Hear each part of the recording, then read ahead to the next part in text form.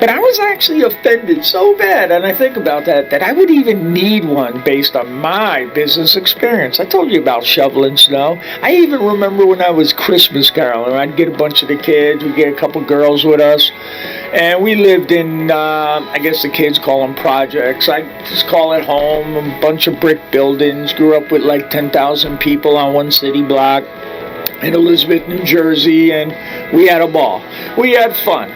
But we had no money.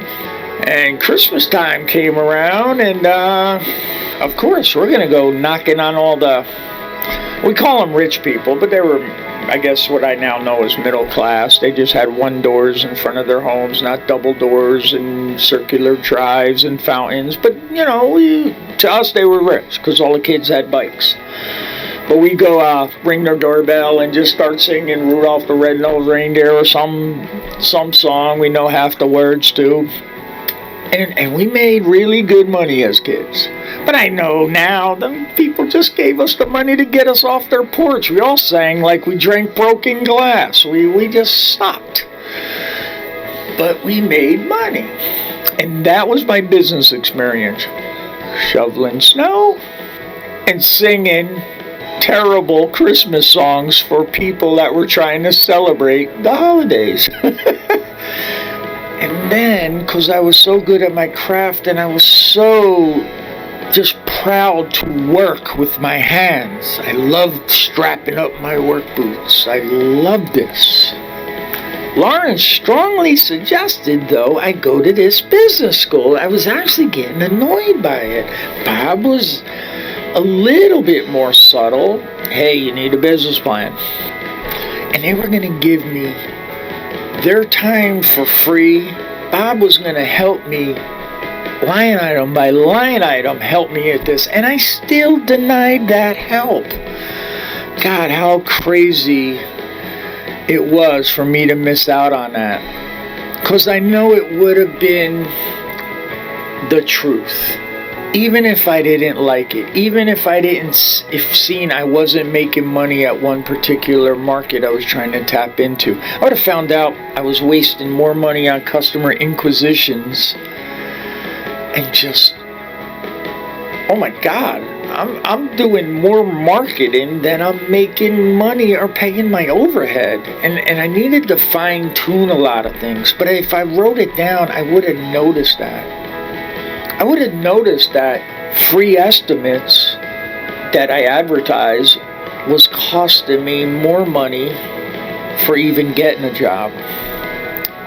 I would have noticed a lot of things. It doesn't mean I would have stopped free estimates, but it might have made me try to wrap it up quick instead of bringing every sample I have to a potential customer's house. I would have known all this. If this semester I would have attended, looking back, I probably would have saved, when I all broke it down, at least $300,000. Easy. So I would have had $290K in the good. But I didn't. But just like a business plan, even for my life, I had to find what's the good, the bad, and the ugly of my past mistakes. You might say, that was bad. I'm not selling that type of countertop no more. Like, I'm not doing undermount sinks anymore. I'm not doing seams where the customer wants. I'm having full control over the seams. This business plan would help you direct that. It would help you to charge. It would help you to justify, like, hey, I'm sorry, I know you're building a new home, Mr. and Mrs. potential customers, but just because your budget's $5,000, that doesn't mean you can get this brand of Atrazo which exceeds $12,000. I'm sorry, that's not my fault. You know, but when you're new and you're excited to get out there and get your name out there, you gotta know your numbers. You gotta know your numbers. If you were like me, you'll say to yourself, I got this. I'm good at my craft. I can do this without a plan, which is also known as a GPS. It's also known as a to-do list. Perhaps the word business plan sounds like homework or some sort of chore. I get it. I don't want to mow the lawn or take out the garbage sometimes. But remember when you actually got done with that chore? Didn't you feel like you're not happy, but at least there's something you kind of understand you got it done? Nothing seemed to bother you. Got rid of them things that were on your plate, right?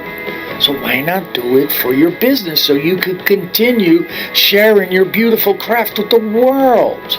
You just gotta change. Listen, change is painless. I don't want to argue with anybody about it.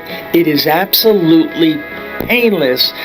Now, you might feel some pain, but the pain you feel from this change is not the change itself. The pain you feel from your change is your resistance to change, your egotistical arrogance to want to change. Your ego tells you, I don't need help, I got this. That's the pain you're going to experience. I think I heard it somewhere in a movie, I don't know, but there's two types of pain.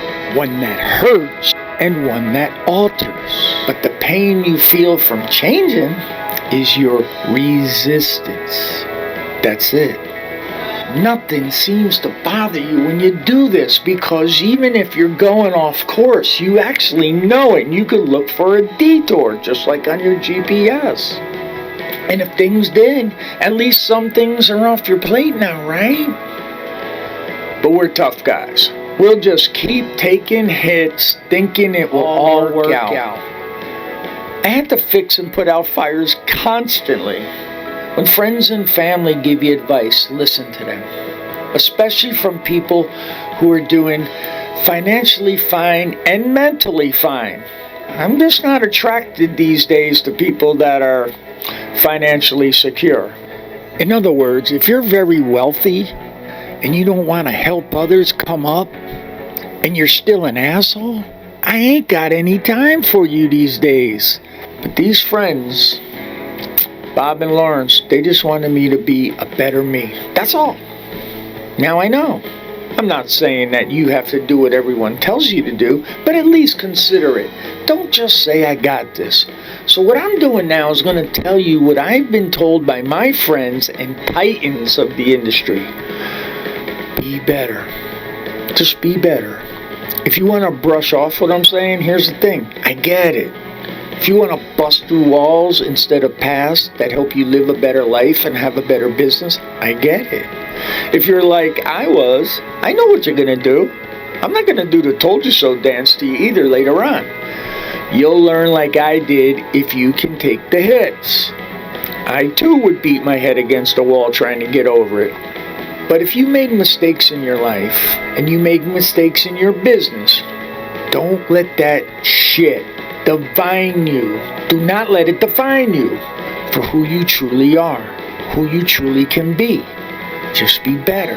Stop watching that instant replay footage crap you keep doing in your head. You made the mistake, it's an event. Every time you play it over your head, it's getting bigger, longer, and it's robbing you of area in your brain that you could put the solution in there. Keep moving. Stop running it through your brain. It's a waste of time. Mistakes can be awesome once you realize and admit to yourself they were mistakes and your fault. You never have to repeat them. Defending and justifying mistakes is going to be a long, grueling path. It also advertises to the world you're going to do the same type of thing again very, very soon. Strap up and become better. To me, business and life plans are facts that illuminate the DNA of you and your business. If it's not written down, you'll never know what direction you and your business is going. You'll be flying by the seat of your pants like I did, waiting for a new customer just to pay off the materials from the past one. Or charging prices if your rent's $2,300 a month or $5,000 a month. All of a sudden, ironically, that's how much you're going to charge for the countertop, knowing you're going to lose money. Flying by the seat of your pants is thoughtless enthusiasm. All I'm trying to say is if you do not know where you are going, don't friggin' run faster, alright? If you don't know where you're going, don't run faster. Chillax a bit. Turn that business plan into your very own personalized GPS.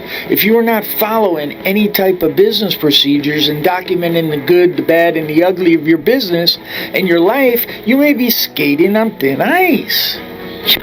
I really also know, if you're like me, I don't know, but you may not want to look at the truth about you and your business in black and white because it's ugly. It hurts. I'm talking, it's a good punch in the gut. But I want to help you understand about not just basic business skills, but business for those of us who work with their hands, who grab toolboxes and put on our work boots for the industry. I love this industry so much. I love what I do so much. I just don't love the business side. Correction. I love the business side because if you get good at the business side, you could continue doing your craft. Do you get it? Do you get what I'm saying? If you're good at your craft, eventually you can't do your craft no more. So you just gotta do it. Friends in the industry, they suggested to me that I have a face for radio, so I should help others in the industry by talking to a microphone. Share my experiences, because they know I'm like an open book. I made mistakes, and I like to tell people I did. Not for a crutch, just to let you know, I made mistakes too, because I like being in the trenches. I like to work. I love turning things from a pile of scrap of materials into beautiful works of art people can have. I just love that feeling. And I'm sure you do too. I was so excited about that compliment that I have a face for radio. Oh, looking back, that ain't no compliment. Anyway, moving on. I'll call them back about that bullshit. And today, now I'm disturbed. I'm sidetracked. And anyway, today I'm going to help you as much as I can. I love doing what I love so much and taking on challenges that take my skill set to the limit. I now want to do my part educating the next generation because so many people helped me. I do this and I love what I do. Doing this makes me feel good. I just want to help and share because there might not be classes. If you want to kind of learn my craft, you could check out the Designicators YouTube channel and see videos. I work with a bunch of different materials. You know how stockbrokers or wealthy people seem to diversify their portfolios? They have different... Well, I did that in my surface business. A lot of my friends just stick with hard surfaces, whether it's granite and quartz, and then my other friends work with like Corians woods and things like that. Well, I do them all, and I'm not best at them all. I just like to do enough so I could create with them. I love concrete, epoxy. And I've done woodworking for so long. I just love to diversify my materials because for me, as creative as I felt I was offering in my surface projects with inlays and putting seashells and lighted up glass and all the different things I did, if I would have stuck with one material, I don't think I would have made it. But I also realized by offering so many different materials, you're going to have to get a lot of knowledge. So while you're practicing, maybe you can download what I'm telling you now for if you decide to leave that job or maybe stay with your job. You might have a family. Stay with your job because the family needs the benefits and all that stuff that you might not get should you start a business. Practice making like a concrete table on the weekend or something. And then while you're in that zone, that window I talked about, of should I start a business or shouldn't I? Should I quit my job? While you're in that zone, download this and listen to it on your MP3 player somehow, however you consume content. I don't know. I don't just listen. I usually am working and listening to other people's advice, and I'm just a different type of animal. I love this, but I also am willing to share my mistakes with you and how to be better. We could be better together. Look at me as like a friend you haven't met yet.